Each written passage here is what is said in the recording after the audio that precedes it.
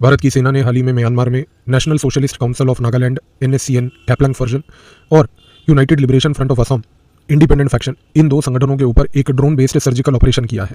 इस surgical operation में भारत की रिसर्च एंड एनालिसिस विंग का NTRO national technical research organisation और साथ ही में मिलिट्री इंटेलिजेंस के कोऑर्डिनेट्स के बेसिस पे एक ये बहुत ही प्रिसाइज सर्जिकल ऑपरेशन म्यांमार की टेरिटरी में ड्रोन के तरीके से किया गया है। यहाँ पर समझने की आवश्यकता है कि ये ऑपरेशन की आवश्यकता क्यों थी।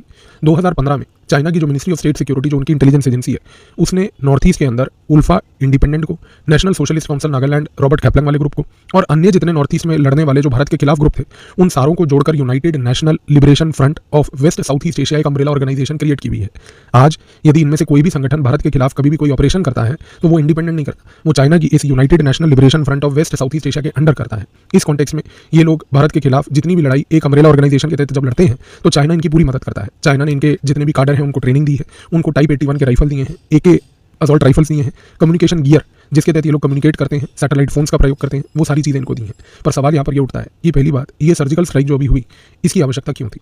हमें एक चीज़ समझनी है और वो ये है कि चाइना हमेशा इन प्रॉक्सी ग्रुप्स का सहयोग तब लेती है जब उसको भारत के खिलाफ कोई मनमानी करनी होती है।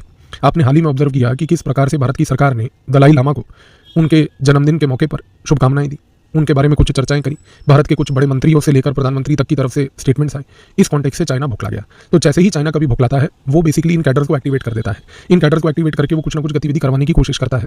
अब सबसे बड़ी बात यह है कि चाइना इस बात को शायद भूल चुका है कि जो भारत के लेटेस्ट रॉ चीफ हैं पराग जैन, वो एविएशन रिसर्च सेंटर से रॉ के चीफ बने हैं। आज की डेट में भारत के पास जो सैटेलाइट लेवल पर इमेजरी है वो इतनी माइन्यूट और प्रिसाइस है कि जैसे ही चाइना ने इन कैडर्स को एक्टिवेट किया, इस गतिविधि को जब भारत की इंटेलिजेंस ने ऑब्जर्व किया तो एक प्रीएम्प्टिव लेवल पर ये सर्जिकल स्ट्राइक करने की आवश्यकता हुई कि इससे पहले कि ये लोग कोई ऑपरेशन करें इनके ही कैडर मार गिराए गए।